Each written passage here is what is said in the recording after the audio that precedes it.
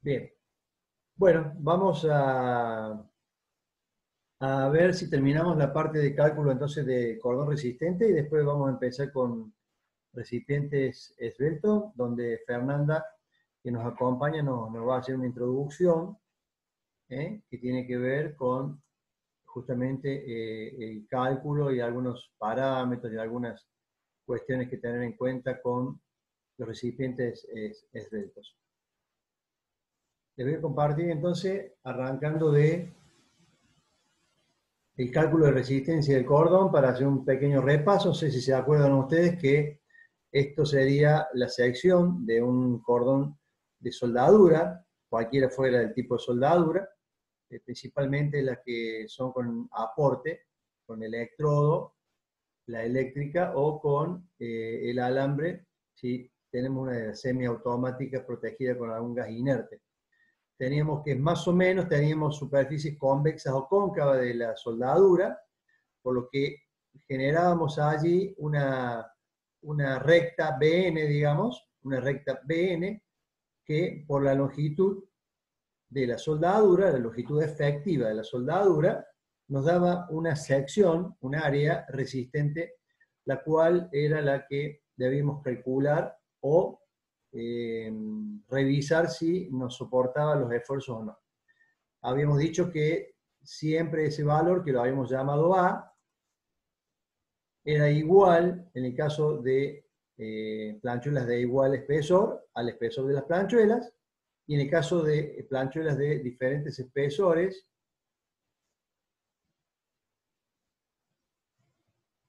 perdón, pero no sé si quieren entrar. Bien, no. En el caso de que fueran de diferentes espesores, el valor de A se lo tomaba igual a la chapa mínima o a la de menor espesor. Entonces, ese era el cordón de soldadura resistente. ¿Se acuerdan que la longitud efectiva era la longitud medible visualmente, menos 2 veces esa longitud que le llamamos A minúscula, para desechar los extremos de la soldadura en el inicio y final, porque justamente donde el arco enciende y donde el arco apaga, no hay suficiente calor, digamos, ni fusión de los metales, porque la corriente va aumentando a medida que enciende el arco y va disminuyendo cuando se va apagando el arco, ¿no es cierto? Entonces, admito más chicos. Entonces, esos dos extremos que lo dimensionamos como A, se los descontamos a la longitud medible, para quedarnos con una longitud efectiva y resistente. Habíamos hecho un ejemplo de una planchuela que estaba, digamos, empotrada en el techo y lo sometíamos a una carga que era justamente lo que necesitamos calcular. ¿Cuál sería la carga máxima que podía soportar esta soldadura? Que según es la fuerza, va a ser el esfuerzo a que está sometido. En este caso, estaba sometido a tracción. Es un esfuerzo frontal, habíamos definido como esfuerzo frontal, aquel que la fuerza era perpendicular al cordón de soldadura. ¿Sí? Bueno, de ahí obteníamos la sección resistente y recuerden que la tensión admisible de la soldadura o del cordón de soldadura le habíamos llamado ρ admisible, que era igual a la tensión admisible del material que estamos soldando por un coeficiente alfa que dependía de justamente la dirección de la fuerza respecto del cordón de soldadura. En este caso de tracción, el valor alfa era un coeficiente de la norma DIN 4100 igual a 0,75. En conclusión, obtuvimos una carga que podía soportar esa soldadura de 7500 kilos. En este caso, obviamente, cuando el cordón está sometido a tracción, la tensión, acuérdense, de tracción era la carga sobre la sección. Lo único que acá vamos a variar, que en vez de ser la tensión admisible del material, va a ser la tensión admisible de la soldadura, que es la que estamos calculando si resiste o no ciertas cargas. O podemos determinar con la carga, cuál sería la sección o el ancho de planchuela que necesitaríamos para que soporte esa carga. O sea, todo va a ir yendo y viniendo sobre esa fórmula y despejando lo que necesitamos conocer. El ejemplo 2 que había quedado planteado, ¿sí? Era un monorriel,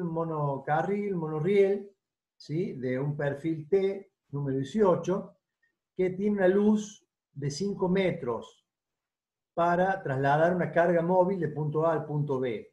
Como no teníamos suficiente longitud de ese perfil, debíamos soldar un tramo. Entonces, la pregunta era que, cuál era la distancia máxima que podíamos soldar los dos trozos de perfil para que pudiera soportar, ¿sí? este carro móvil que soportaba una carga de 1 tonelada, ¿sí? O 1000 kilos. Bueno, aquí lo primero que tenemos que ver es a qué esfuerzo va a estar sometido ese cordón de soldadura. Y en este caso particular, vamos a calcularlo como si fuera sometido a la tracción, que tiene un coeficiente alfa 0,5, o también podemos calcularlo a la flexión, porque ustedes recuerden que todavía que es flexionada, las fibras de abajo se traccionan y las fibras superiores se compresionan, ¿sí? O están sometidas a tracción y compresión respectivamente. Por lo tanto, podemos suponer también que al pasar de una tracción a una compresión, esa soldadura puede estar sometida a flexión. En realidad, acá está considerado 0,8 el coeficiente alfa, que corresponde a flexión. Si nosotros lo calculáramos a la tracción, que llevaría un coeficiente de 0,75, no estaría mal, sino que estaríamos como sobredimensionándolo un poco al cordón, porque el 0,75, ¿no es cierto?, es menor que 0,80. Por lo tanto, estaríamos como sobredimensionándolo. Bien, el cálculo en este caso, como va a estar sometido a la flexión, vamos a necesitar partir de un momento. No sé si ustedes recuerdan la fórmula del espejo para calcular tensiones en una viga flexionada. Era igual a la tensión admisible, la tensión admisible era igual al momento flector máximo sobre W, que era el módulo resistencia a la flexión, ¿verdad? En este caso lo que hemos hecho es despejar el momento y la tensión admisible que antes tomábamos del material, ahora la estamos tomando de la soldadura, ¿verdad? Por lo tanto, como conocemos la tensión admisible, ¿sí? Y el W, que lo podemos obtener en tabla porque sabemos que es un perfil número 18, acá está, un perfil T, número 18, por lo tanto podemos calcular, acá nos está faltando, es kilogramo centímetro, sería porque es un momento, tensión admisible por módulo resistente, nos estaría dando kilogramo centímetro. Suponiendo la sección soldada a una distancia X, vamos a empezar a hacer ahora una ecuación con X según el punto A, ¿sí? Vamos a calcular el momento de esta figura en ese punto, que sería el lugar más crítico, porque si la carga estuviera posada sobre ese cordón de soldadura, sería una flexión directamente sobre el cordón de soldadura, por lo tanto sería el punto más desfavorable. Bien, lo que hacemos acá es plantear un momento, ¿sí? Planteamos un momento, por ejemplo en el punto B, y despejamos ese momento y lo dejamos en función de X, ¿verdad? De tal manera de poder generar una ecuación de segundo grado, fíjense ustedes, una ecuación de segundo grado, y poder determinar, en este caso, dos soluciones. No sé si ustedes se acordarán, para la resolución de ecuaciones de segundo grado, tenemos una fórmula como esta, con un más y un menos en la raíz para determinar uno y otro punto. Bueno, si yo reemplazo en estos valores, el momento lo conozco, la longitud L la conozco, P es la carga, la conozco, por lo tanto, puedo determinar el valor de X. Entonces, como X tiene dos valores, Si ustedes ven, 1,45 y 3,55 suman los 5 metros de largo de la viga. Por lo tanto, deberá estar soldada como máximo a 1,45 del apoyo A, por lo tanto, a 3,55 del apoyo B, o viceversa. ¿De acuerdo? Entonces, esta es una resolución bastante particular porque es de un momento flector. Podemos tener también de tracción, de compresión, etcétera, etcétera. Yo aquí le he dejado planteado algunos ejemplos también de soldadura, donde tenemos, por ejemplo, un perfil doble T, que si tuviéramos que unirlo también, podríamos tener dos alternativas según la figura 13 y figura 14, ¿sí? Podría ser que soldemos planchuelas al lateral, a ambos laterales de la viga. Podemos soldar planchuelas en la parte superior e inferior como refuerzos y así mantendríamos unidas las dos vigas. Esa sería una solución, con chapas laterales y superior e inferior. Otra alternativa, que es bastante conveniente muchas veces, es generar una unión, pero no en una sola línea, sino, fíjense ustedes que tenemos acá 2 y 3 líneas, dos que son paralelas, entrada y salida del corte, y un corte en diagonal, que lo que hace es mejorar las condiciones de esa soldadura y que no trabaje directamente al corte, que si ustedes se acuerdan, el corte era uno de los esfuerzos más desfavorables, sobre todo para la soldadura. Por lo tanto, de esta manera, inclinando la unión, nosotros disminuíamos el efecto de corte sobre la soldadura, por lo tanto, nos daría una soldadura de mayor resistencia. Son algunas aplicaciones, algunas formas de unir vigas que por ahí suelen ser bastante prácticas, ¿no es cierto? Después aquí tenemos un ejemplo que después ustedes veanlo, está resuelto y todo. Se trata de un eje que está sometido a un momento torsor. Es un eje, un árbol que está sometido a un momento torsor y está soldado, por supuesto, en todo su alrededor, en todo su diámetro, ¿sí? Aquí vamos a aplicar momento torsor y vamos a obtener la Rho, tensión admisible del cordón de soldadura, a partir de la tau admisible. No sé si ustedes se acuerdan, la tau admisible, en tercer año vimos, que eran las tensiones de corte. Y las tensiones de corte en los aceros, en general en los materiales, era igual a 0,8 de la tensión admisible a la tracción. Entonces, el Rho ahora va a ser la tensión de corte por el coeficiente alfa. En este caso, habíamos dicho que para esfuerzos torsorios de corte, tomamos como valor de alfa 0,65. ¿Sí? Y el momento torsor admisible, era la incógnita de este problema, es igual a 10.200 kilogracéntimos. Entonces, cargándolo con ese momento torsor, las soldaduras resistirían perfectamente. De allí, con el momento torsor, podemos sacar la potencia en caballo-vapor, que a veces suele ser un dato de los motores. Por allí no tienen el momento torsor como dato, sino que la potencia en CB o HP, para de ahí nosotros deducir el momento torsor, ¿sí? Bien. Algunas alternativas de soldar en estos casos de redondos, por ejemplo, es no soldar toda la sección, o la mayor parte de la sección, como es el caso de la figura 15, sino hacerlo como en la figura 16. Fíjense que tenemos ahí unos 12,5 milímetros para cada lado, o sea, aproximadamente 25 milímetros que no estamos soldando en la parte central. Y esto es porque en los momentos torsores, los esfuerzos y momentos torsores máximos los tenemos sobre la periferia, porque el momento torsor es función del radio. Entonces, en el centro tenemos radio cero, a medida que vamos aumentando ese valor sobre la periferia, vamos teniendo el radio máximo. Entonces, en la periferia tenemos momento torsor máximo, ¿de acuerdo? Fíjense que en el cálculo que aquí hacen, nosotros habíamos sacado en el primer caso que la potencia que podía soportar era de 21,5 caballo vapor, ¿sí? O CB. Pero si la soldadura la hacemos en donde la sección transversal no está toda soldada, sino que tenemos un espacio vacío al medio, como les acabo de describir. Fíjense que la potencia que podría soportar ese eje sería de 20 caballos.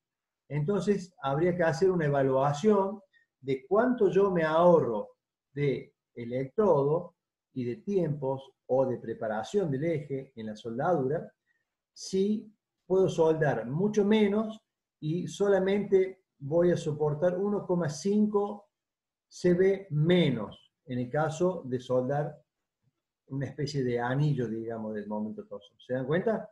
Entonces, esto es un buen dato a tener en cuenta en lo que sean transmisiones de árboles o ejes que están sometidos a un momento torsor, porque se puede ahorrar bastante soldado. Ya cuando habíamos visto momento torsor en tercero, en resistencia de materiales, habíamos visto también que había muchos árboles de transmisión de movimiento que no necesariamente debían ser macizos, sino que por cuestiones de peso poníamos un caño y perfectamente podía resistir los momentos a los cuales era sometido. ¿Sí? Eso solamente para momentos torsor, por supuesto. ¿Sí? Entonces este es un ejemplo y acá les dejo algunos otros para que vean. Son diferentes formas de soldaduras. Pueden ser tirantes, esto por ejemplo con alguna inclinación que deban ustedes a veces colocar en algún equipo, en alguna instalación. ¿Sí? Algunas otras formas de reforzar las soldaduras es, por ejemplo, en la zona central hacer una cavidad como un oblongo y además de soldar los laterales, estarían sometidos a corte, estaríamos reforzando la parte central, soldando también allí. Por lo tanto, es una especie de refuerzo nada más.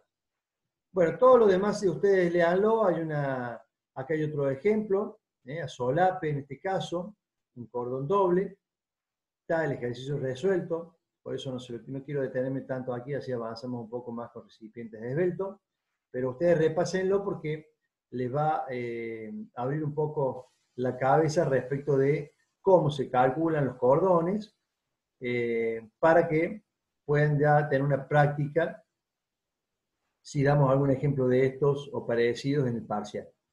De estos ejemplos, en esa clase que vamos a tener antes de las dos últimas, que van a ser los parciales, vamos a repasar esto. Si alguno lo quiere probar a hacerlo o no entiende algo de esto, en ese momento lo puede preguntar y lo podemos explicar de qué manera. Pero son muy simples, están resueltos, por lo tanto, creo que lo van a entender perfectamente. ¿Sí? Pero les sirve a modo de práctica lo mismo. Acá hay también un ejemplo con un hierro ángulo, de ala igual, 70 por 70, 7 de espesor.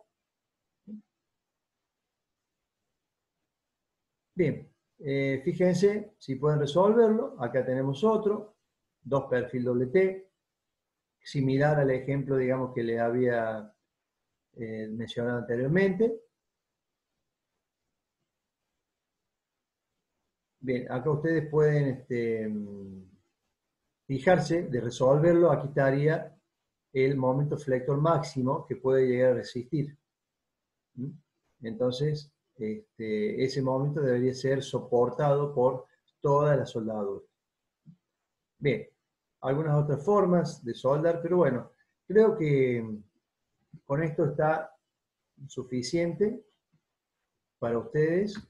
Léanlo, repásenlo y como les dije recién, podemos consultarlo o pueden consultarlo. Acá tenemos una soldadura en ángulo de una viga empotrada, la que va a estar sometida a flexión, ¿sí? Bien, acá tenemos la sección más solicitada, o sea, tienen acá para leer con los resultados y todos los ejemplos para que ustedes puedan entender perfectamente. ¿Estamos? Bien. Por último, y para no dejar a ASME de lado, ASME tiene además una fórmula también para la determinación de lo que llamamos ρ admisible. Acá le ponemos P admisible como para diferenciarlo un poco de la anterior, pero conceptualmente es lo mismo, que es la tensión resistente o tensión admisible del cordón de soldadura propiamente dicho. En este caso, ASME lo que hace es acoplar una serie de coeficientes, ¿sí? Y entonces a estos coeficientes, ya vamos a ver de qué se tratan, si participan del proyecto, digamos, de la necesidad de tenerlo en cuenta en la soldadura, lo tenemos, y si no, obviamente que no lo tendremos. Y esa tensión admisible, que le llamamos P admisible en este caso, es igual a la tensión de rotura del material. Acá no utiliza tensión admisible del material, sino la tensión de rotura del material, que obviamente lo conocemos, y lo multiplica por estos coeficientes. Entonces, por ejemplo, este coeficiente, el K1, es una tensión admisible variable con la temperatura, ¿cierto? Hay una tabla, yo después en un anexo, porque este apunte todavía no lo terminé, en realidad no lo terminó de pasar, porque yo le dije que hasta acá era suficiente por ahora, pero después cuando se lo subamos, se lo vamos a subir con las tablas y todo para que ustedes puedan leer estos valores de K. Pueden hacerlo de manera más sencilla como la DIN, no hay ningún problema. ASME lo que hace es ajustar un poquito más, evitar por allí algunas consideraciones importantes, por ejemplo, como este factor que va a afectar a la tensión admisible según la temperatura. Recuerden que si tenemos temperaturas altas, incide sobre las tensiones admisibles y el módulo de elasticidad, por lo tanto, sería una manera, digamos, de corregir lo de la DIN, aplicando la ASME con estos coeficientes, ¿sí? Después el tipo de tensión, si hay tensión de tracción, de corte, que sería más o menos el valor de alfa, en este caso es un coeficiente K, el valor T, ¿sí? Si ha habido algún tipo de tratamiento de revenido en la soldadura después de haberla soldado o no, para liberar tensiones. Factor 4, de acuerdo al tipo de material, si es fundición, chapa, qué tipo de grado es la chapa, A, B, C, si es forjada. Bien, de acuerdo a esos valores del material tenemos un valor K4. Y los factores de exposición del esfuerzo, que ya lo hemos visto, frontal o perpendicular al cordón de tracción sería 1, el corte 0,75, si es oblicuo, depende del ángulo, para ángulos menores de 30, 0,85. La eficiencia de la junta, el valor de E final, eficiencia de la junta, es el mismo valor de eficiencia de la junta que venimos hablando cuando se los mencioné anteriormente, de acuerdo al tipo de soldadura, al espesor de material, si tiene algún tipo de ensayo no destructivo, algún tratamiento térmico, ese valor de eficiencia de la soldadura que ya hemos usado en algunas otras fórmulas, como por ejemplo para el cálculo de espesor del recipiente. ¿Estamos? Entonces, esto es lo último que tenemos, que es, digamos, la aplicación de la tensión admisible de la soldadura según ASME. Esto se aplica de la misma manera que aplicamos recién el RO admisible. Si tenemos una tensión de tracción en la soldadura, esta tensión admisible del cordón va a ser igual a la carga sobre el área. ¿De acuerdo? O sea, todos los esfuerzos se calculan de la misma manera que ya lo hicimos mención anteriormente. ¿De acuerdo? Bueno, no sé si tienen alguna pregunta que viene respecto de soldadura. Mientras voy buscando lo que quería mostrarle. No sé si está Candelaria ahí. Sí, hola, buenas Hola. noches, Luis. No, le Bien, había dicho a los chicos que quería ver si le podíamos pasar el ejemplo que ustedes hicieron, ¿sí? Que hicieron de cálculo de las patas. ¿Te acuerdas de las patas esas del recipiente sí, que yo el mostré? soporte del bioreactor, Exactamente. las patas. Bien, no estaría encontrando ahora dónde está el...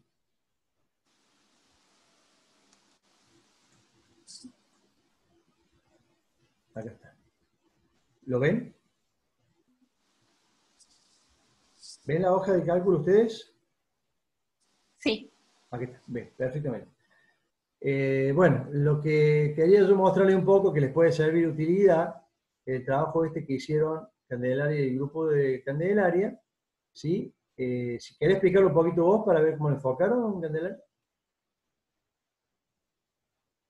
Es que estoy desde el celu, Luis, no puedo ver Ah, bien. perdón. Bueno, no te das problema. Pero No, no importa, no importa, no importa. Lo voy a explicar yo. No, te voy ayudando. Bueno, dale, dale, por supuesto. Bueno, con respecto a este bioreactor que ellos tenían que calcular de 100.000 litros, ¿sí? Tenemos que calcular el peso total, siempre calculando el peso del recipiente más el peso de la prueba hidráulica que tiene, ¿no es cierto? Y en este caso decidieron colocarle 6 patas para distribuir un poquito más esa carga, ¿bien?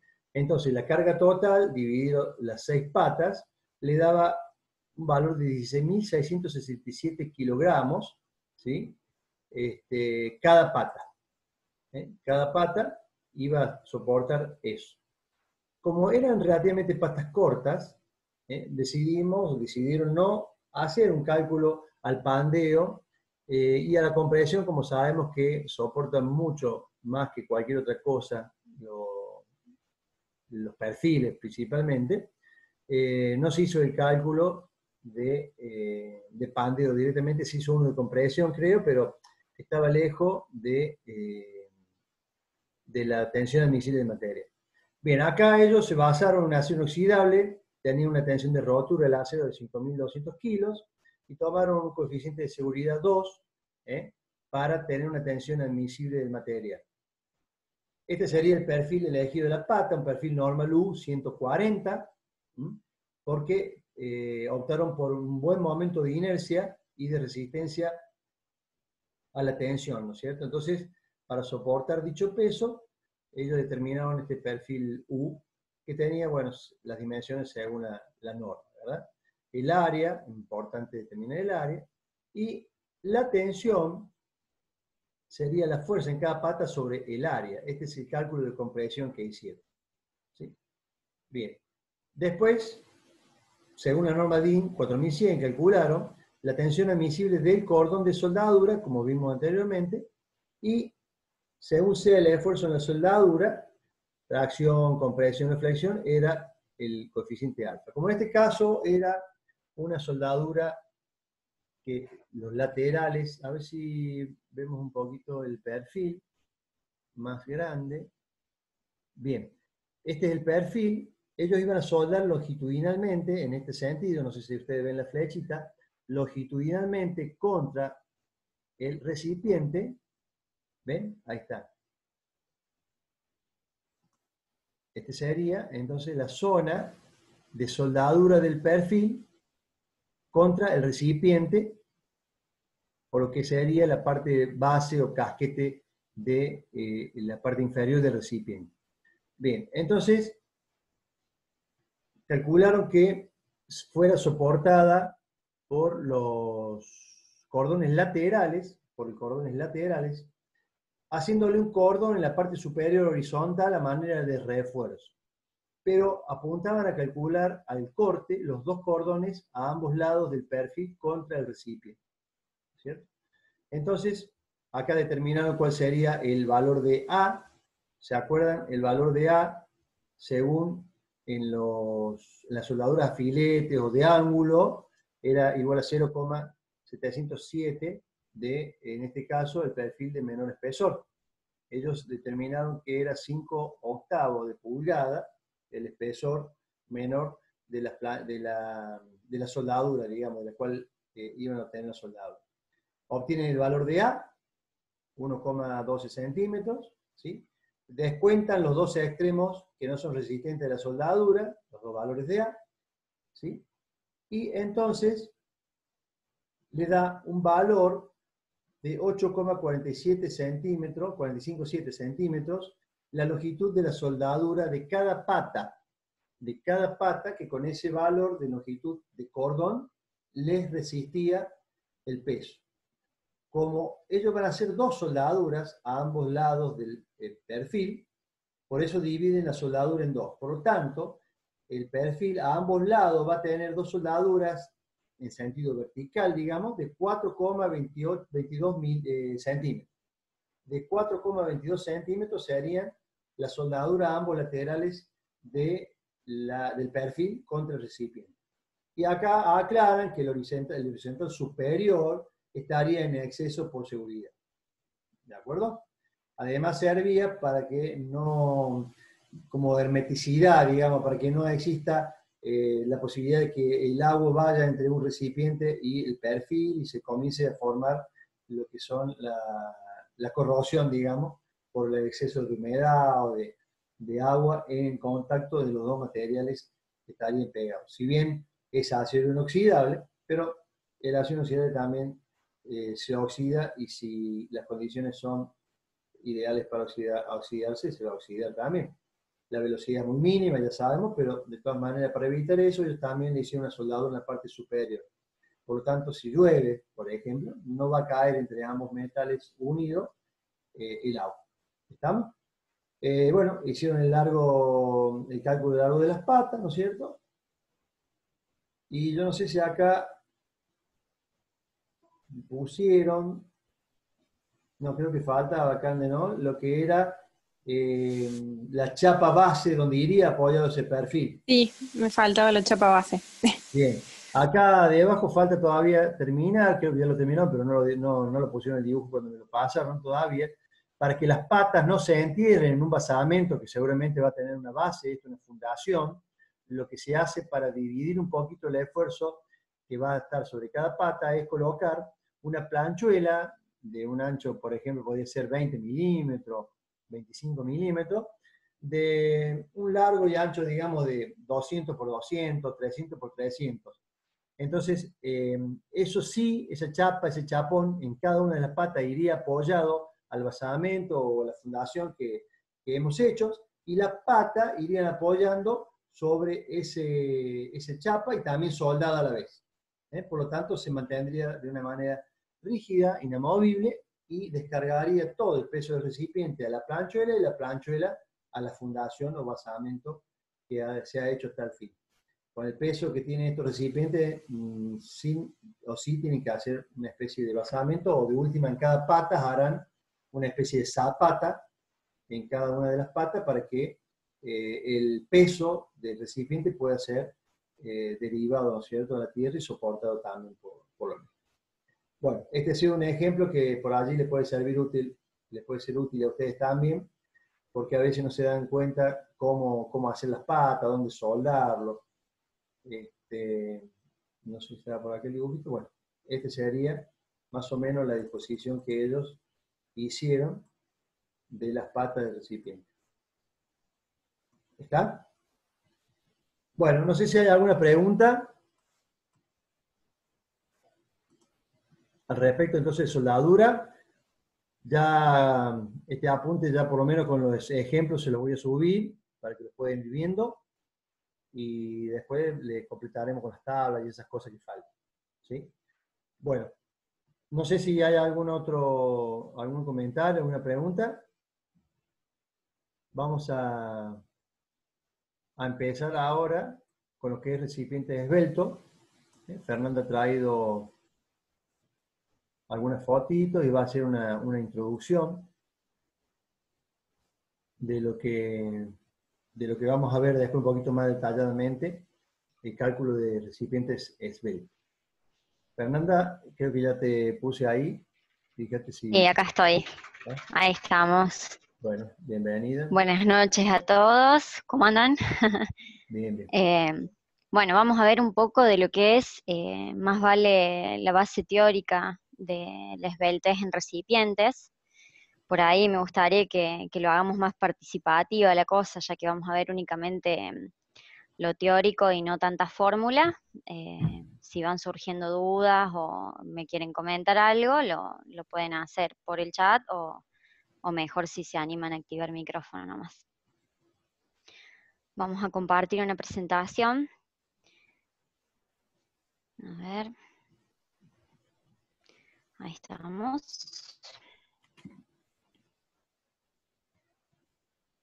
Bueno, se ve bien, ¿no? Sí. Bueno, ¿qué se les viene en mente a ustedes cuando piensan en la esbeltez de un recipiente o de algo? si alguno me quiere acotar, ¿qué piensan a lo que nos referimos con ello? Es algo alto y de diámetro chico. Exactamente, lo que nosotros vamos a Y hay que definir, calcularle un pandeo. Claro. exacto, sí. Lo que nosotros vamos a definir como recipientes esbeltos es a aquellos equipos donde la longitud es notoriamente más grande que el diámetro mismo, es decir, tengo una relación grande entre largo y diámetro. Ejemplo típico de esto podemos tener varios en las industrias químicas, sobre todo si vamos a una petroquímica, sí o sí vamos a poder ver en planta este tipo de recipiente. Estos son los fraccionadores, digamos, de lo que es líquido de gas natural, torres de destilación, que ya están familiarizados con el diseño. Las mismas torres de destilación, como habíamos visto en operaciones 2, pueden ser utilizadas también para lo que son extracciones, absorción. Así que bueno, químicamente, digamos, es muy utilizado este tipo de recipiente. ¿Qué pasa con los recipientes esbeltos y por qué son importantes de analizar? En comparación a los recipientes que son poco esbeltos, están sometidos a esfuerzos de compresión axial, dado el peso mismo del recipiente y todos los accesorios internos. Estos recipientes pueden someterse a fallas que impliquen deformaciones totales del equipo o locales. Por ejemplo, a alguno de ustedes les habrá tocado la mala suerte de tener que diseñar una torre de destilación con un diámetro distinto en top, en la sección de top, que en la sección de bottom. Ese cambio de sección en el recipiente expone, digamos, al recipiente mismo a tensiones distintas en las secciones, lo cual puede llevar a una deformación localizada en esa zona, digamos.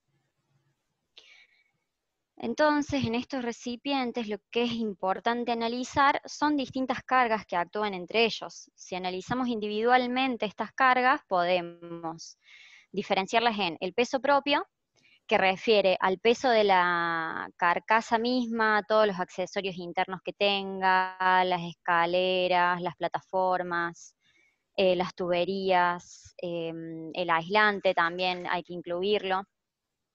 Por otro lado, tenemos la presión de operación, ya sea interna o externa. Me imagino que están familiarizados con lo que llamamos presión externa.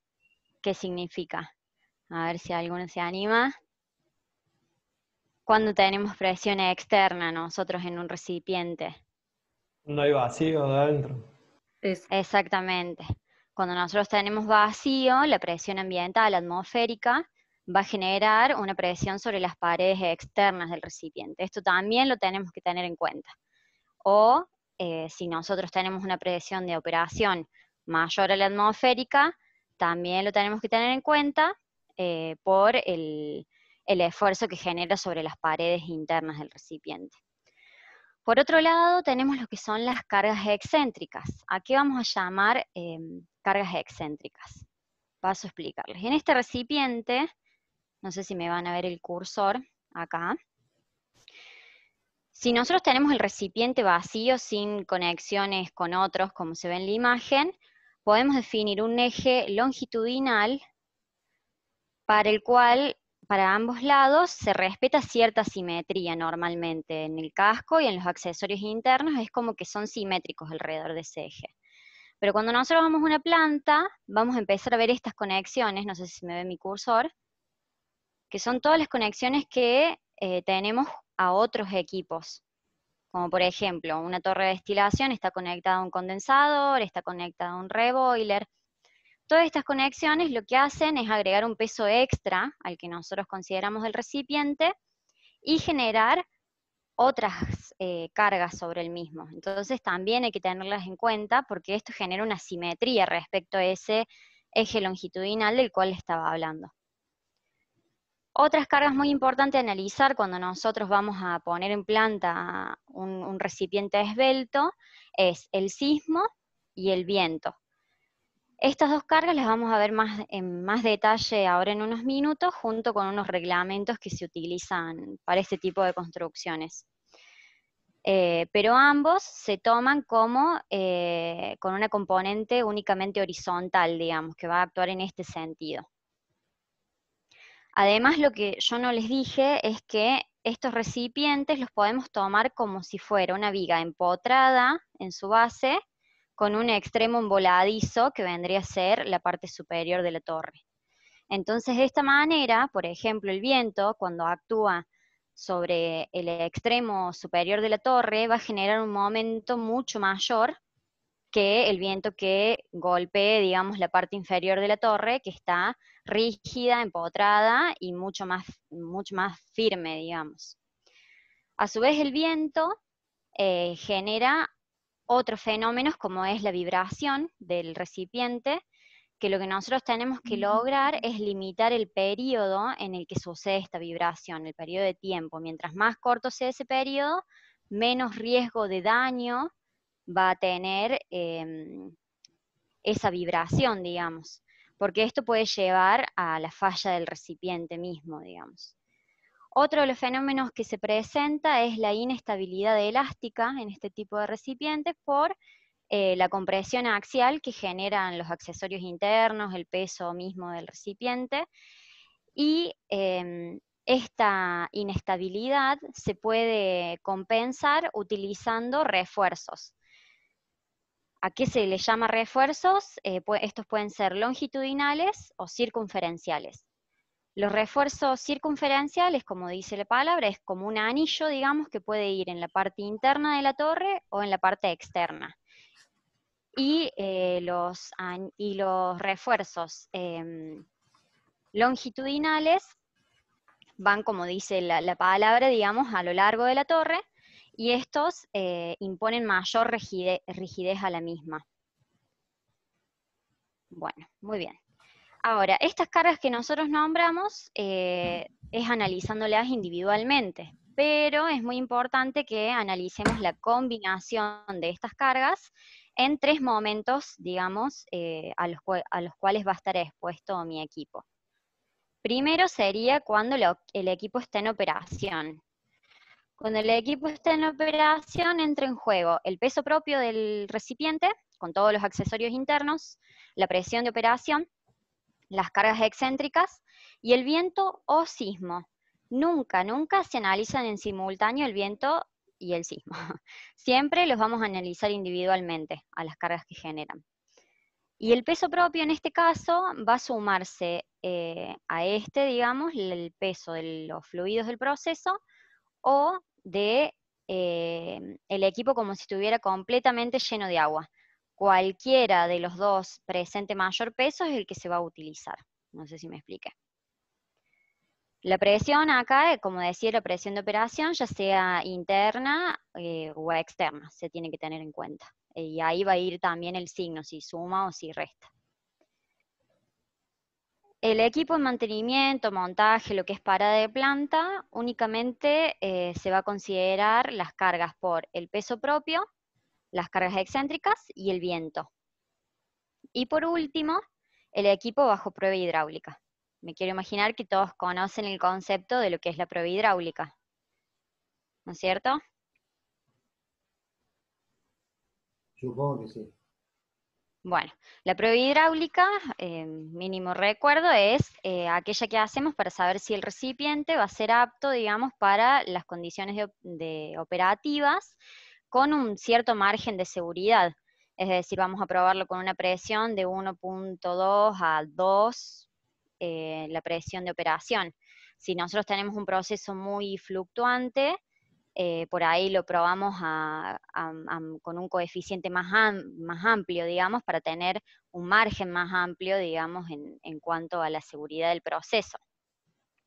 Así que ahí vamos a tener que tener en cuenta el peso propio del recipiente vacío ya instalado, la presión de prueba que elegimos y la carga excéntrica. En este caso no se cuenta el viento o el sismo. Muy bien. Acá ya está la bibliografía recomendada, que es un poco lo que maneja el ingeniero, el manual de recipientes a presión, diseño y cálculo, A partir de la página 50 está el diseño de torres altas, que vendría a ser el diseño de recipientes esbeltos. Están todos los cálculos que más o menos se manejan en la cátedra, y es un libro bastante bueno y completo para otros tipos de recipientes, o sea que es de gran utilidad para nosotros. Y después están estos dos reglamentos que ya se los debe haber adjuntado en la UB o en autogestión, que es el CIRSOC 102 y el CIRSOC 103. Yo acá me dejé el enlace de mi propia computadora para que lo abramos. Se ve, ¿no es cierto? Todavía no apareció nada. ¿No apareció el CIRSOC? ¿Todavía está la No, presentación? está la presentación. Fer, A debes ver. haber compartido únicamente la presentación, Sí, no toda la pantalla. ahora comparto. Bien, ahora está, ¿no? Sí. Bueno, el reglamento CIRSOC 102 se lo pueden descargar desde el INTI, que es el Instituto Nacional de Tecnología Industrial, y es donde están todos los cálculos para construcciones en general, o sea, ya sea edificios o recipientes como estos, digamos, de la acción del viento vista sobre las construcciones. Entonces nos dice todos los lineamientos que tenemos que seguir para que las construcciones sean seguras, digamos. Vamos a hacerlo un poco salteadito, digamos, a esto. Les voy a mostrar un par de páginas. Primero, que el campo de validez es en Argentina únicamente, porque sabemos que el viento depende de la zona donde ubiquemos la planta y también del tiempo del año. Hay momentos en el año en que hay más viento que en otros, pero este reglamento incluye una zonificación simplemente del país y tiene validez, por tanto, para el territorio argentino. Y todas las construcciones, dice, no es de aplicación para las construcciones que por su naturaleza requieran estudios especiales y no estén, bueno, incluidas en este reglamento, pero para el resto todas deberían basarse en esto. Lo que va definiendo acá es que al viento únicamente se le considera la dirección horizontal, no se considera una componente en vertical, digamos, del viento para los cálculos. Después habla de los... Párate que está más abajo, me parece lo que estoy diciendo. Acá. Habla de los efectos que tiene el viento, que tiene efectos estáticos y dinámicos, que se van a acentuar según la forma y las dimensiones mismas de las construcciones. Por eso nosotros decíamos que como nuestros recipientes esbeltos tienen una dimensión justamente alargada, mientras más alto sea el recipiente, más efecto va a tener el viento sobre ella. El momento que va a generar sobre este extremo emboladizo que yo les decía va a ser más grande, entonces hay que tenerlo en cuenta. Después va clasificando que hay estructuras que son poco sensibles a las ráfagas, otras que son un poco más, y clasifica las construcciones según la forma del conjunto, la ubicación en el espacio. No va a ser lo mismo que yo tenga una torre de destilación o lo que sea en el medio de la nada, a que si la tengo rodeados de equipos que me van a hacer un poco de reparo contra el viento. Tengo que considerar todas estas cosas, si están aisladas aerodinámicamente, ¿ves? Luego, la permeabilidad de sus paredes, si tienen alguna forma de que el viento se embolse dentro de la estructura, digamos. Uno de los ejemplos que se me ocurre a mí es cuando nosotros diseñamos las torres, por lo general hacíamos un faldón con una abertura para sacar el producto de fondo, para sacar, o sea, para poner la cañería donde salía el producto de fondo.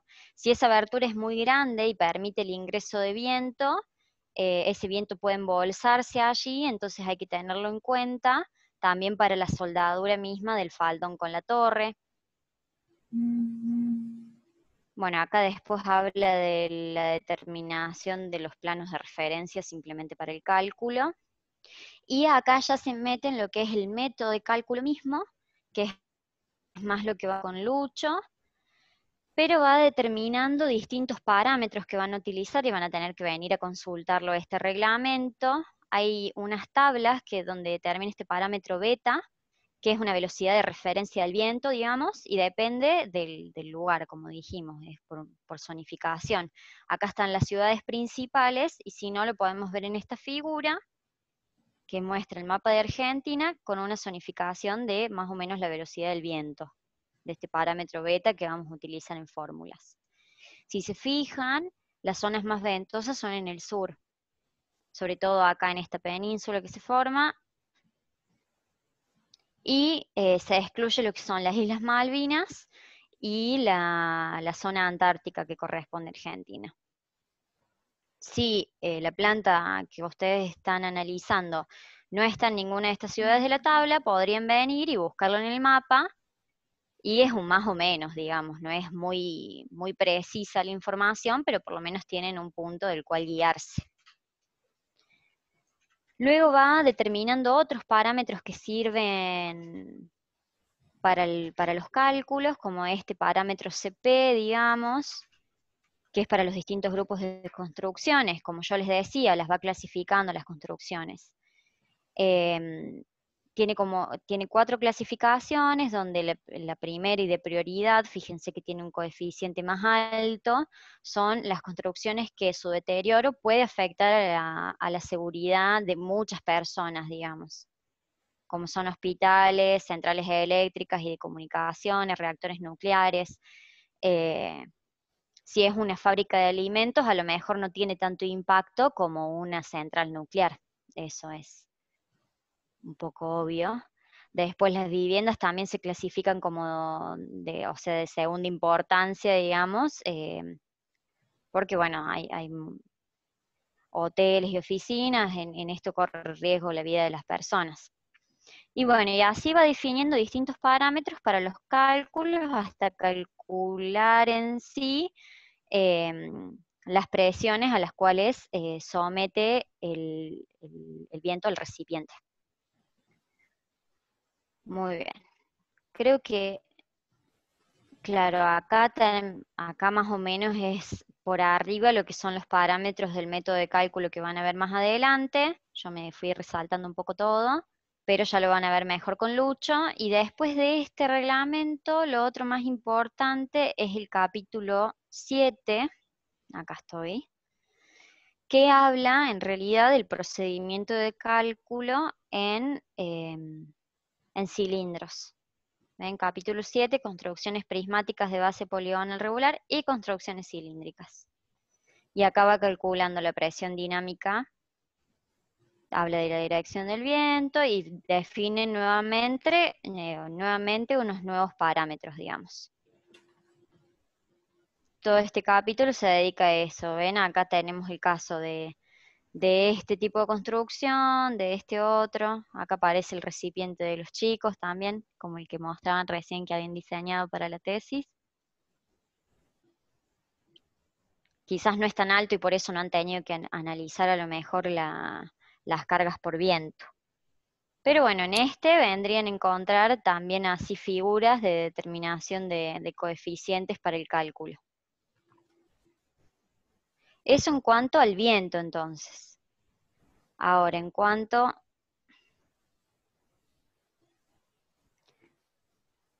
al sismo, está la CIRSOC 103, también la sacamos del INTI.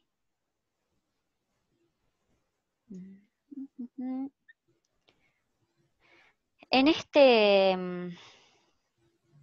caso, tiene una importancia también, mucha importancia la zonificación, porque depende de los sismos, la probabilidad de sismo, digamos, depende de en qué lugar del país estamos parados, digamos, el tipo de suelo.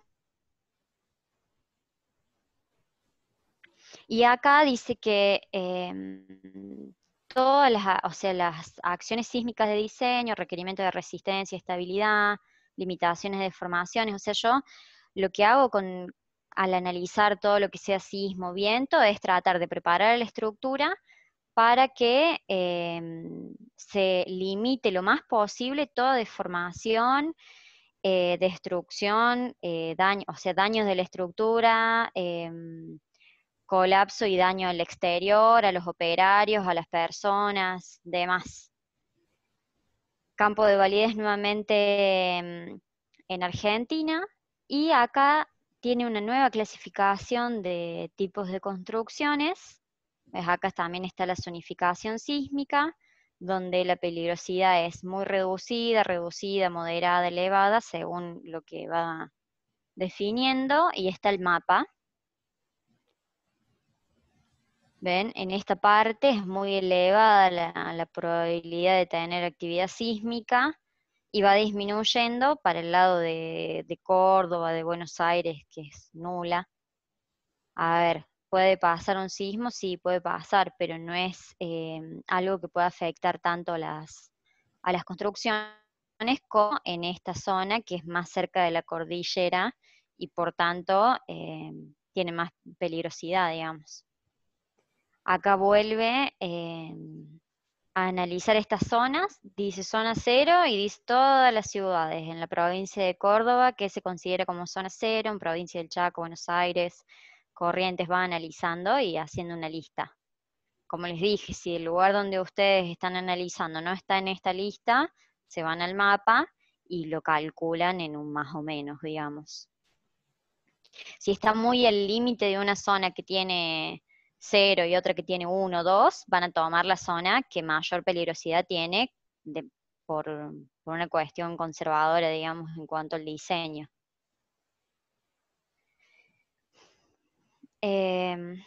Después acá, ¿dónde estaba? Acá. Agrupa las construcciones según su destino y funciones. Si ustedes leen en detalle, nosotros como ingenieros químicos podemos estar trabajando en plantas que estén en el grupo A0, como son depósitos de gases y líquidos tóxicos, depósitos de combustibles o líquidos inflamables. O sea que si en la planta nosotros necesitamos tener almacenado combustible por X motivo, vamos a tener que diseñar esos depósitos de acuerdo a lo que establece este reglamento. Después está el grupo A común, digamos, que también está esto, por acá decía, altos hornos, todo lo que sean hornos y calderas, las empresas siderúrgicas seguramente entrarían en esta clasificación. Las alimenticias también, porque hay calderas normalmente en casi todas las industrias. Después en el grupo B ya tiene en cuenta edificios e instalaciones comerciales e industriales no incluidos en el grupo A. Y en el grupo C ya no tendríamos nada de nuestro interés, que en el grupo C ya como que se desligan de este reglamento, digamos, para las construcciones. Y bueno, ya después empieza con las condiciones, o sea, analizar las condiciones del suelo, que es un poco que se nos escapa, o sea, lo podemos ver y leer y tener en cuenta en nuestros cálculos, pero no es de nuestro estudio específicamente. Y bueno, con el sismo pasa lo mismo que con el viento, que se tienen en cuenta únicamente las componentes horizontales que genera el mismo. Bueno, ya Lucho les va a explicar bien todo lo que es lo que son las fórmulas, digamos, a utilizar para el cálculo. Y acá también se van definiendo distintos parámetros, digamos, de acuerdo a las zonas sísmicas y los tipos de suelo, como estábamos hablando. ¿Qué es muy importante tener en cuenta en los sismos? Las fundaciones que hagamos para nuestros recipientes. Recuerden que las fundaciones son la parte inferior de la estructura de nuestro recipiente, que permite mantener cierta rigidez y que no se produzca un desplazamiento del recipiente en el terreno, digamos. Por algo nosotros no lo ponemos, no lo asentamos simplemente en la parte superficial del terreno, sino que lo enterramos y fundamos una base, digamos, firme y sólida para que nuestro recipiente no sufra deformaciones, digamos, ni se vea afectado por lluvias, acción de la helada, socavaciones, etc. Eso es muy importante en cuanto a lo que se va a analizar de sismo. Bueno, yo creo que aquí ya termino. Sí, con eso estamos. No sé si quedó alguna duda. Bueno, excelente, Fer. Muy bueno tu informe. La verdad que buena introducción. Este año, la verdad que con el tema de la CIRSOC, por ahí había algunas copias de algunas partes nada más, pero vamos a incorporarlo ahora en el aula virtual a estas normas que buscaste porque son muy interesantes y seguramente como todas las normas y como vengo repitiéndole a todos, que siempre tenemos que basarnos en los cálculos y consultar las normas. Todo lo que hagamos bajo normas ya está probado que funciona, por lo tanto que es importante consultarlas. Y estas dos, que tienen que ver directamente con recipientes esbeltos, la van a tener ahí, todavía no se las subí, ya se las voy a subir en el aula virtual, para que ustedes puedan hacer. No sé si ya la mayoría de ustedes ya tienen un recipiente a lo mejor esbelto dentro de sus cálculos de la tesis o no. Bueno, el que no lo tenga va a tener que, bueno, que aprender un poco de esto para poder hacer. Pero muy bien, Fer, muchas gracias. Estuvo bueno. No sé si tienen alguna pregunta, chicos, antes que se vaya a comer, Fer. Bueno, perfecto, Fer, te agradezco. Muy bueno. No, gracias a ustedes. Ahora creo que me tenés que devolver la posta. Mira, creo que me definiste como coanfitriona, así que seguís siendo A ver. anfitrión vos nomás. Sí, si Dios quiere. Sí, Pi. Ahí está. Bueno, muchas gracias. ¿No? Sí, perfecto. Bueno, gracias, Fernanda. Hasta luego. Gracias, Nos vemos después. Chao. Bueno, vamos ahora, después de esta introducción, a hacer un poquito algunos análisis, un poco más en dirección de lo que tiene que ver el cálculo resistente de estos recipientes esbeltos, ¿sí? Como lo definió Fernanda, que son aquellos que tienen una longitud mucho mayor que su diámetro, ¿no es cierto?, o sección. Como dijo, la mayoría de estos recipientes son verticales y según un eje están repartidos, digamos, equidistantes, por lo tanto, según un eje vertical, tenemos distancias iguales a ambos lados o a todo alrededor de este eje, no solo en cuanto a las paredes externas del recipiente, sino también en todo lo que sean elementos que internamente deban colocar ustedes como discos o alguna especie de, en un caso de ustedes, por ejemplo, están hablando en una parte de la tesis de serpentín, ¿no es cierto?, para calefaccionar, etcétera, etcétera. O sea, todo está, digamos, como equidistante según el eje del recipiente. Por lo tanto, en estos recipientes esbeltos, digamos, y largos, juega un papel muy importante el peso de las paredes. Es decir, todo el peso de la parte superior se va sumando desde arriba hacia abajo hasta terminar en la zona de unión entre el recipiente y el casco o extremo, en donde podría ser el punto de esfuerzo máximo de compresión, ¿sí? Entonces, básicamente, los recipientes esbeltos vamos a calcularlo en función de las compresiones en sus paredes inferiores, y también tiene un punto importante, la inestabilidad elástica que tiene por pandeo. Eso que recién se acordaban ustedes que habíamos visto en pandeo de elementos que eran delgados y de poca sección, se da lo mismo también en un recipiente esbelto.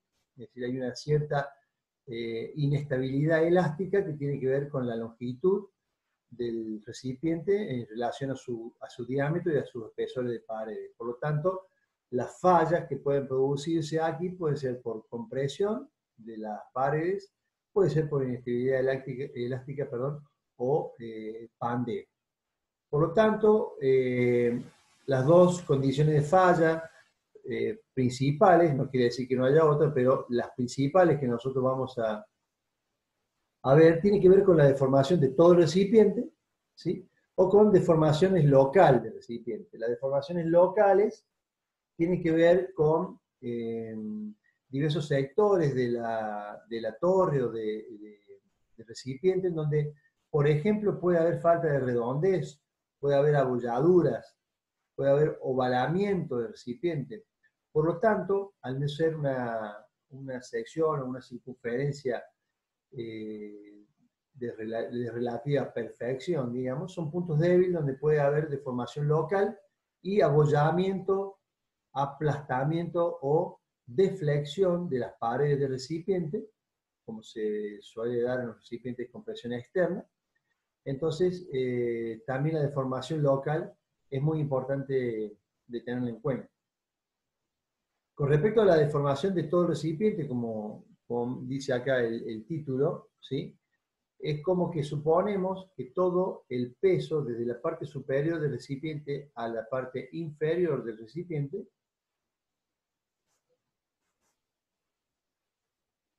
de la parte superior, donde consideramos acá, hacemos un pequeño gráfico según el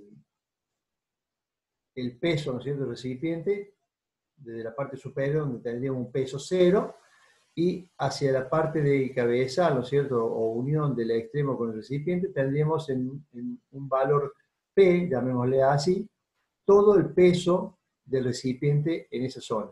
Entonces, el peso va aumentando de la parte superior a la parte inferior, hasta que podemos decir entonces que la parte de cabezal o extremo, donde está soldado el extremo del recipiente, estaría soportando el máximo peso. Bueno, aquí tendríamos que nosotros aplicar Euler. Justamente esta es la fórmula donde calculamos pandeo para un elemento que tenía un extremo empotrado y el otro libre, que es lo que acaba de decir recién Fernanda, que se supone que un recipiente esbelto es una viga o columna empotrada en un extremo y libre en el otro extremo. Por lo tanto, esa fuerza crítica que hacía pandear al elemento, también nosotros vamos a calcularlo acá como una fuerza crítica que haría que nuestro recipiente falle por pandeo. Vamos a suponer que el lambda, que era la esbeltez, mayor que 100, ¿se acuerdan que habíamos visto que cuando el lambda era mayor que 100, los recipientes eran esbeltos y resistían una carga crítica que la podemos calcular? Por debajo de ese lambda, las longitudes o largo de los elementos pasaban a ser elementos de mediana longitud y elementos cortos que estaban sometidos, digamos, a compresión mayormente y no fallaban por flexión, sino fallaban por exceso de compresión o de deformaciones longitudinales en algunos casos. Bien, acá vamos a aplicar un coeficiente de 3,5 a la fórmula de Euler para obtener una fuerza admisible. Esa fuerza admisible va a ser entonces el peso máximo, digamos, que va a poder soportar el recipiente al pandeo.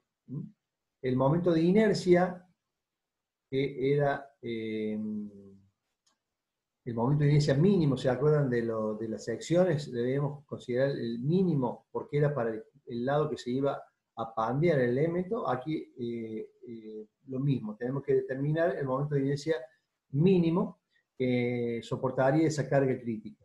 En este caso, para una circunferencia, ¿no es cierto?, una sección circunferencial, que fuera este caso de un recipiente cilíndrico, ¿no es cierto?, sería tomado sobre un diámetro medio, el valor de D sería un diámetro medio del recipiente, y obtendríamos de esta manera el diámetro el momento de inercia de esa sección, de ese perfil de recipiente. Aquí, bueno, después se lo voy a pasar mejor, esto lo estamos pasando con la FER, lo está pasando a bien, algunas cosas que yo he acotado así a mano, lo está pasando para dejarlo más prolijo. Aquí nos está faltando en la parte inferior el 8. Este 8 está faltando aquí en la parte inferior, ¿sí? para obtener el momento de inercia, como le decía recién, del recipiente. Bien.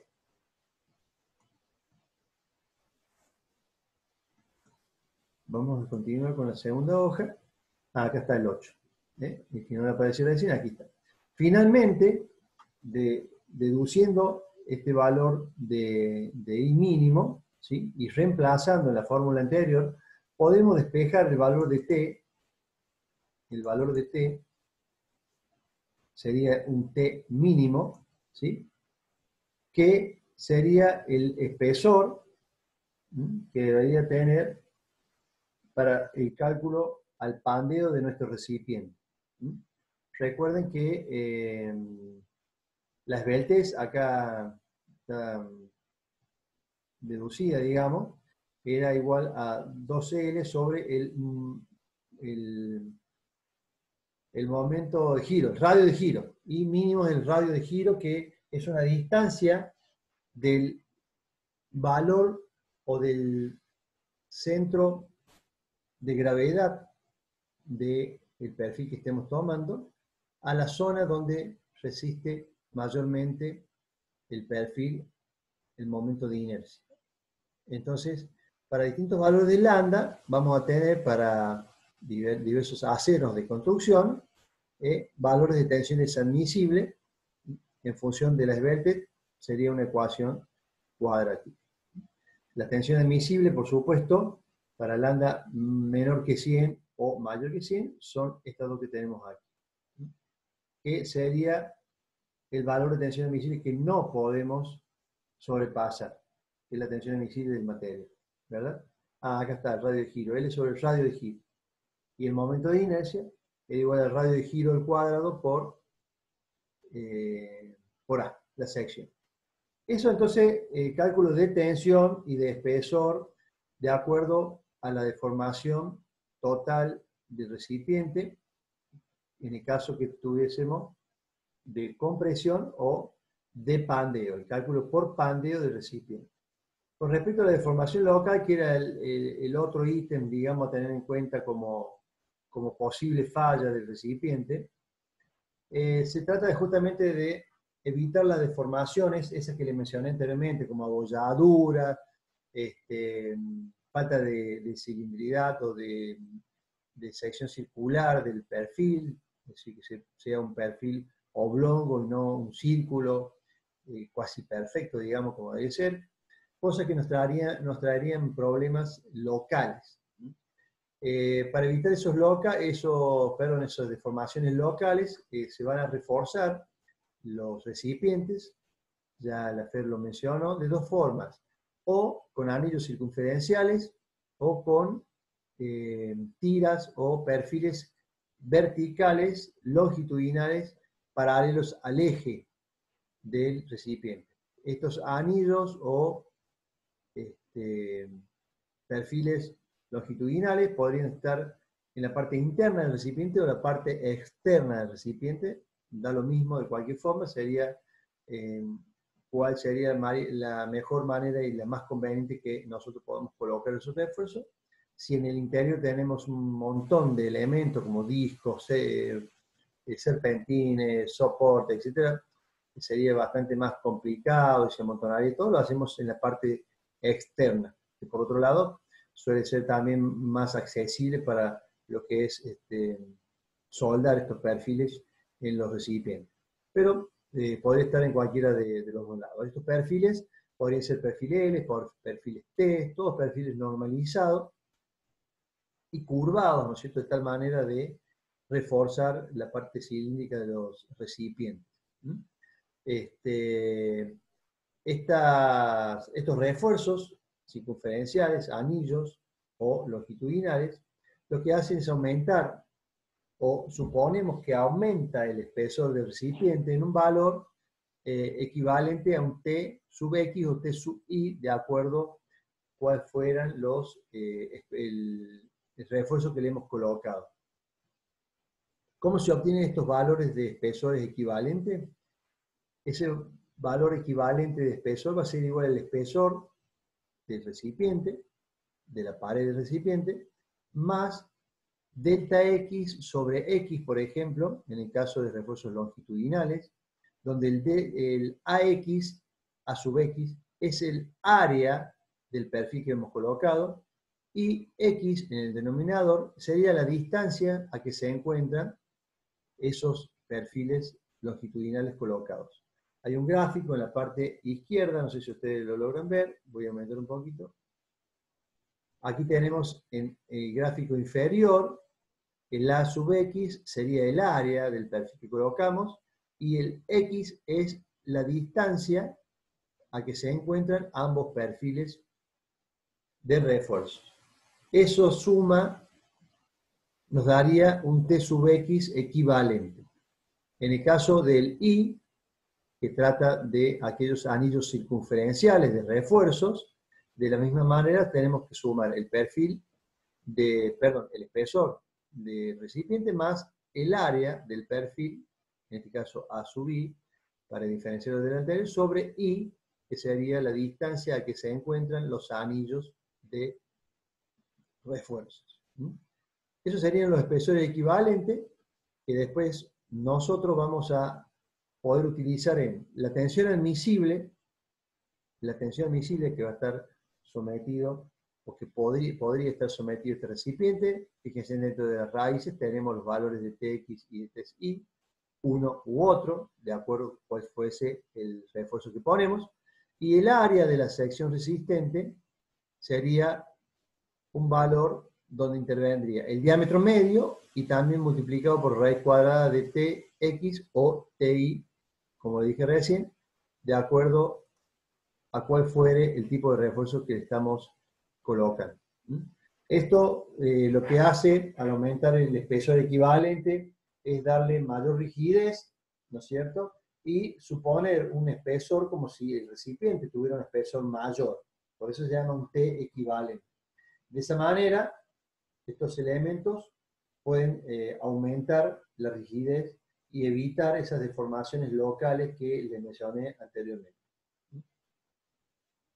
Las tensiones de trabajo, por supuesto, en cada una de las secciones, no debe superar la tensión admisible, por eso la tensión de trabajo siempre es menor o igual que la tensión admisible del material. ¿De acuerdo? Bien. No sé si hay alguna pregunta. Bien. Todo esto también se lo voy a subir a la web, por supuesto. Bien, vamos ahora a una de las cargas que hablábamos, o la FER, mejor dicho, hablaba recién, que inciden bastante en el cálculo de los recipientes esbeltos, y son las cargas excéntricas, ¿sí?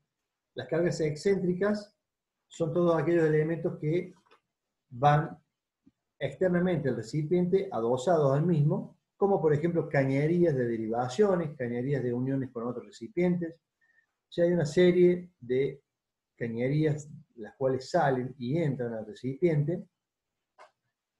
Ahí Fernanda mostró unas fotos en donde había varios de estos recipientes esbeltos y ustedes vieron que había una maraña de elementos como cañerías que salían de los recipientes o entraban a los recipientes, que podrían inferirle cargas excéntricas. ¿Qué es cargas excéntricas? Por ejemplo, en este caso, tenemos el ejemplo de un conducto, de un caño, que sale del recipiente y está a una distancia E. El peso de dicho caño le inferiría una fuerza, que sería esta fuerza W o el peso W del caño, que multiplicado por el valor de E, que es la excentricidad, la distancia del eje por el cual está el peso al eje del recipiente propiamente dicho, ¿sí? Eso le está imprimiendo un momento flector.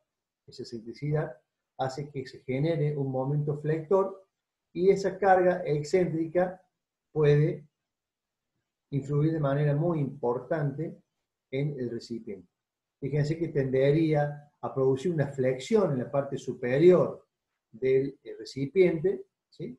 Por lo tanto, estaría cargándose con una flexión extra a toda la demás flexión que puede llegar a tener por los vientos y algunas otras cuestiones más que ya vamos a ver. Pero esta es una carga muy importante a tener en cuenta. La mayoría de los recipientes Ebbleton tienen este tipo de cañerías que hacen que salga de la simetría propiamente dicha que tiene el recipiente para colocar algo asimétrico como un eje que le puede producir una flexión, perdón, al casco del recipiente, ¿no es cierto? Además, lo que podemos hacer aquí es colocar soportes para esas cañerías extras al recipiente. Es decir, soportes que se encarguen de que ese peso de la cañería no influya excéntricamente sobre el recipiente, sino que se descargue en algún soporte, en algo que lo contenga, para no introducirle la flexión al recipiente. En recipientes cortos eso no hace falta prácticamente, pero en recipientes largos la excentricidad de las cargas son importantes. Bien, las tensiones entonces de flexión, acá tenemos tensión de flexión y tensiones de compresión. O sea, lo que vamos a tener acá es una suma de tensiones. De flexión, ya sabemos cómo la podemos obtener, momento flector sobre el módulo resistente, ¿sí? Y la de compresión directamente, con un signo menos porque es de compresión, sería W, el peso o la fuerza del caño sobre el área. En este caso, las dos tensiones son consideradas negativas porque la flexión lo que va a hacer en este caso es comprimir una parte del recipiente más la compresión por el peso de este recipiente, perdón, de esta cañería que se anexa. Entonces la tensión final para este recipiente va a ser la suma de ambas. El área será el pi por el diámetro por el espesor de la pared, y el momento resistente, como vimos recién, un momento, no un momento resistente, un momento de inercia de un anillo sería en este caso, igual a la fórmula que vimos recién, siendo D el diámetro medio del recipiente. Entonces aquí vamos a hacer algunas consideraciones. Si tenemos un valor de X que consideramos según la abscisa sería el eje X y ordenada sería el eje Y del recipiente.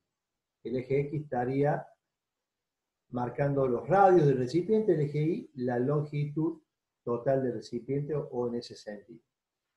Fíjense que las tensiones entonces, reemplazando el valor de X en la tensión, vamos a tener para menos X, que es lo mismo menos diámetro sobre 2, para poner todo en diámetro tenemos esta fórmula, ¿sí? Y para X más R, o más radio, tenemos esta otra fórmula, que sería la tensión mínima. Esta tensión que determinamos aquí, está originada por el peso, perdón, hay que sumársela a la tensión originada por el peso propio del recipiente, dando así una tensión axial que está originada también por la presión interior, que es la mitad de la tensión tangencial. ¿Se acuerda cuando determinamos para un anillo delgado las tensiones tangenciales y radiales? ¿Sí?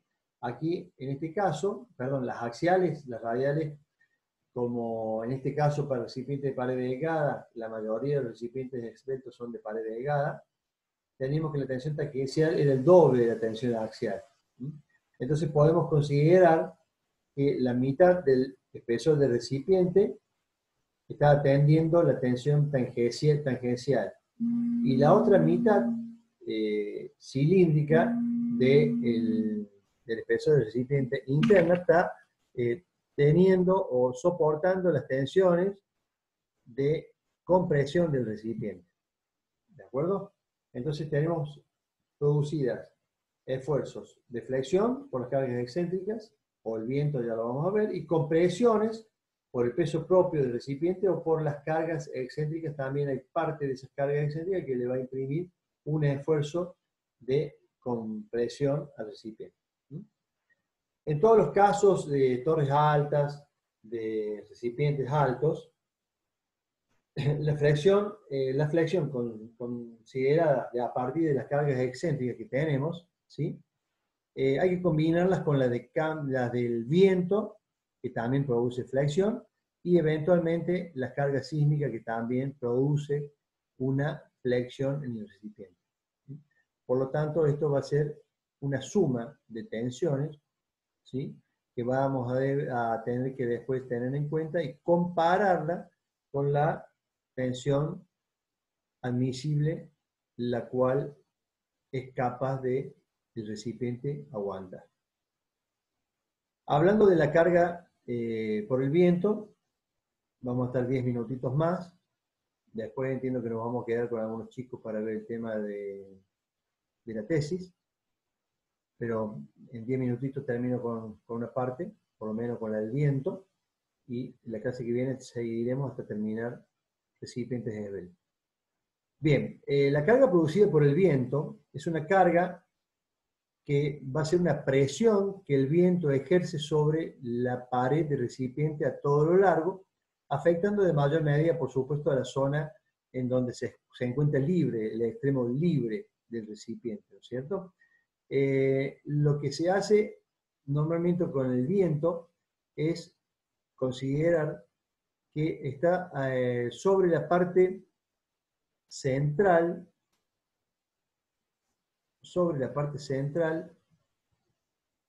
del recipiente, está aplicado la presión aerodinámica del viento.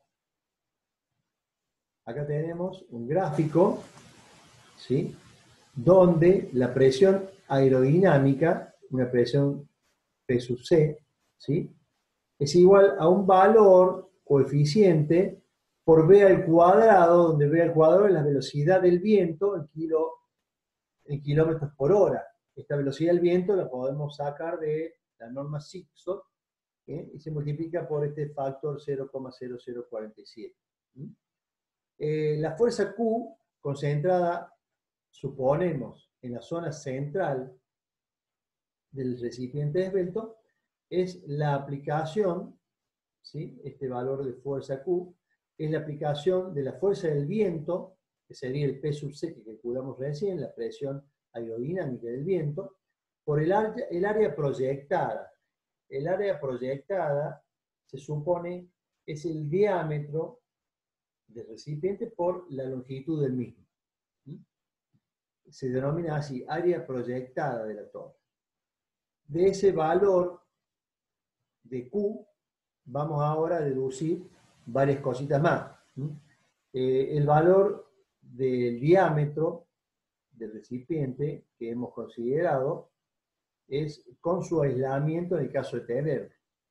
Justamente, si tenemos un aislamiento que aumenta el diámetro del recipiente, ese valor D hace aumentar, el aislamiento aumenta el valor de D.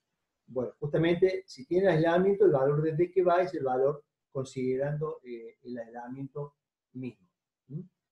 En el caso de los recipientes que pueden tener faldón o patas, el viento va a incidir de diversas maneras y va a someter a esa base o a esas patas a un esfuerzo de corte que ya vamos a ver un poquito más adelante.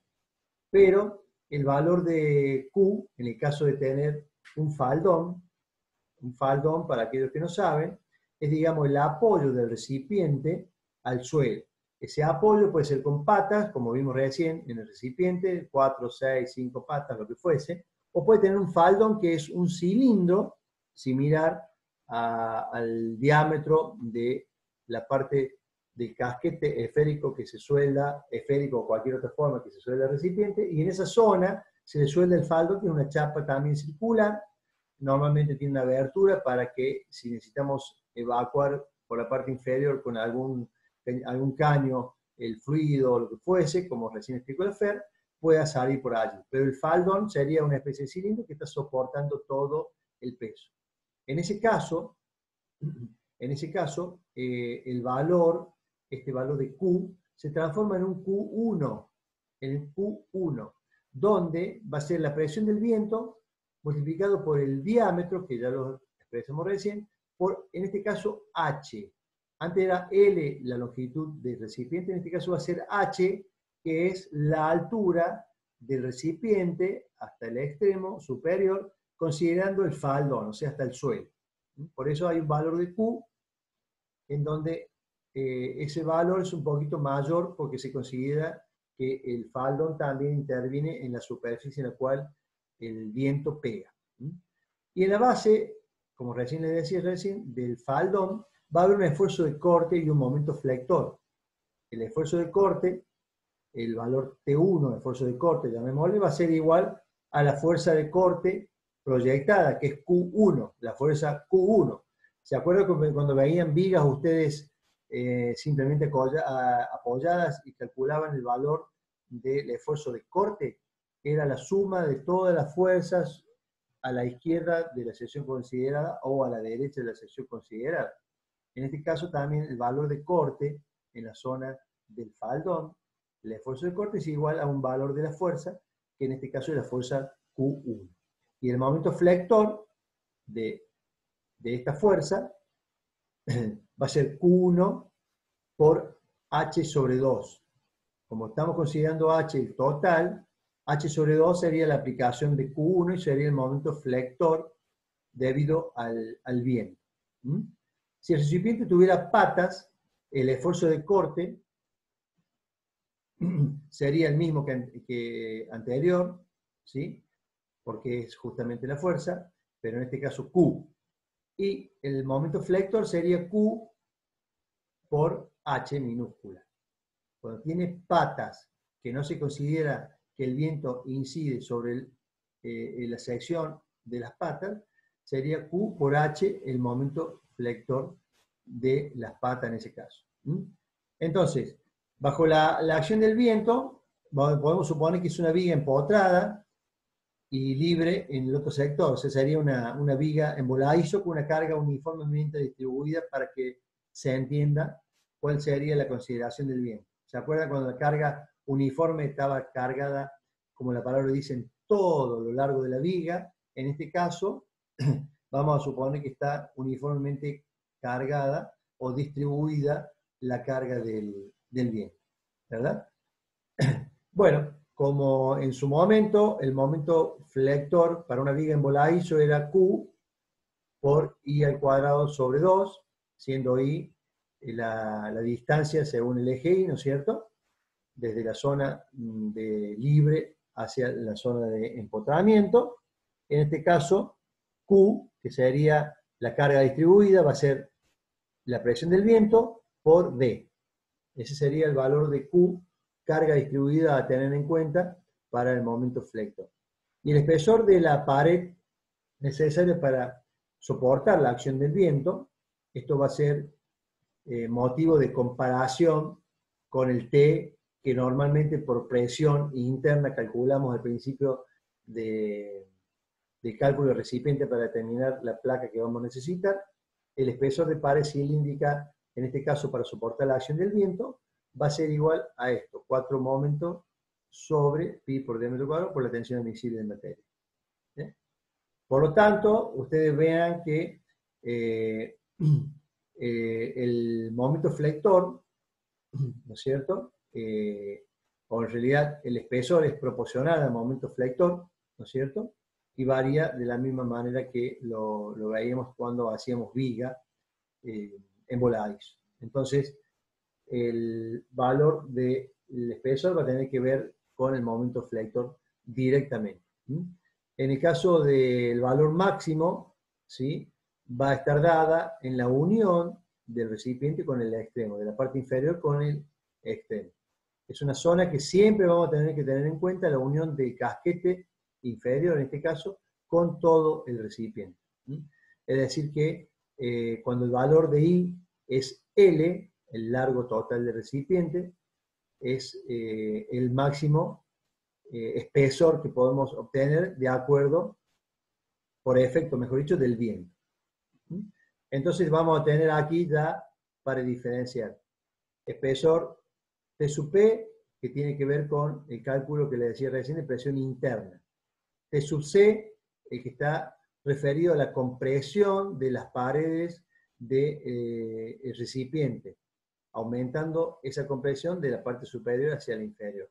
Y T sub B es el espesor necesario para soportar el viento. Bien, estos serían entonces todos los espesores que vamos a tener que tener en cuenta y que originan diversos esfuerzos y soportan diversos esfuerzos del recipiente. Bien, bueno, vamos a dejar aquí entonces el tema de por viento y después veremos un poquito más de lo que tiene que ver también con esfuerzos de la deflexión que produce el viento y cuáles serían los valores de flecha máximos que podemos calcular para que se desvíe esa parte superior del eje del recipiente. Toda flexión se supone una desviación de la punta del extremo del recipiente de manera de flexión, por lo tanto se produce una flecha, un distanciamiento del eje original del recipiente al eje nuevo debido al esfuerzo del viento que tiende a flexionar ese extremo. Entonces, eso también tiene un límite, que lo vamos a ver la clase que viene. Bueno, con esto terminamos la parte... Lucho, tengo una consulta. ¿Sí? En realidad son dos. ¿Cuándo vamos a hacer ejercicios sobre esto? Porque tendríamos que leer todo lo que yo esto ya se lo implica esto se lo de estoy fórmulas. Lo estoy subiendo mañana. Yo acá había notado. Tenemos en la clase de hoy 15. Tenemos la clase del 22 del 10 que vamos a terminar con recipientes esbeltos. ¿Sí? Ustedes ahí ya van a tener. De soldadura no les voy a dar ejemplos porque ya bastante tienen ahí en el apuntito para ver. Pero les daré algunos ejercicios de recipiente, cálculo de espesores, de recipiente, de caños, ¿qué otro más que hemos visto? Bueno, algún cuadernillo o algún listado de problemas les voy a dar. Y el 29 del 10, le faltan 2 semanas, ahí tendríamos la clase de consulta de ejercicios, digamos. Eso va a tratar de resolver lo que no pudieron resolver, consultas respecto de las dificultades que tuvieron ustedes para resolver tal o cual problema, ya veremos. Toda esa clase, 1 hora y media, lo que haga falta, la vamos a dedicar solamente a resolver ejercicios prácticos o sacar las dudas que tuvieron ustedes al tratar de resolver. Sería bueno que vayan a resolverlo para que con las dudas ustedes puedan terminar ya de aprender. Y no hagámoslo hacerlo acá porque después se van a encontrar con dudas después cuando lo quieran repasar. ¿Estamos? Entonces la guía más o menos estaría para la clase del 22 y le sacaríamos dudas la clase del 29. Antes del 22 van a tener el cuadernillo de ejercicios prácticos, van a tener todos los apuntes creo que no estoy debiendo ningún apunte. De su lado creo que se los puse. Revisen que estuve subiendo de nuevo todo lo que me habían dicho que estaba mal, que no se veía. Revísenlo por favor a ver si hay alguno que yo lo revisé, volví a ponerlo de nuevo y lo revisé, estaba bien, pero bueno, por las dudas revísenlo ustedes. A ver si va estando todo. Bueno. Y me avisan. Y después el 29 tenemos la clase práctica. El 5, no sé si lo harán con Gastón, pero ya sería la clase parcial de Gastón. El 5 del 11. Y el 12 del 11 sería el parcial conmigo en lo que hace a la parte teórica y práctica. Seguramente que iniciaremos con el práctico, el aula virtual, algún ejercicio que ustedes tengan que devolvernos con alguna foto o algo, como no sé si ya han hecho ustedes, pero lo hicimos así con tercero, tienen un horario para mandarlo de devolución, y después tendríamos preguntas con verdadero o falso, con respuestas cortas o multiple choice, bueno, así haríamos la parte de teórico. Bueno, listo. Bueno. Vamos. Y la otra consulta era ¿cuándo se considera esbelto? O sea, la relación largo-diámetro. ¿Tiene un límite entre un recipiente que es esbelto a uno no esbelto? Sí. Nosotros, la relación es cuando llega, ¿te acordás? Lambda mayor o igual a 100. Lo mismo que tomamos para elementos esbeltos. Para el pandeo. Claro, cuando calculábamos columnas a pan de. Exactamente. Para valores de lambda que Listo, era la relación L sobre R, sobre radio de giro. ¿Sí? listo. Bien. Gracias. Sería todo. Sí, L sobre radio de giro era lambda. No sé si hay alguna otra pregunta al respecto. Si no, bueno, chicos, nos vemos y me quedo con algunos que tienen algunas preguntas de la tesis para avanzar un poquito más. Cualquier cosa, bueno, Por mi me escriben. parte nada más. Me Buenas mandan noches, mensaje. Lucho. Muchas gracias. Chao, chicos, Gracias, Lucho. Buenas chao, noches, que Lucho. nos vemos, chicos.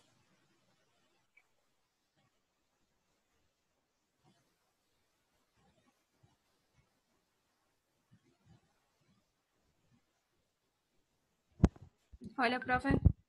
Hola, ¿cómo te va? ¿Todo bien?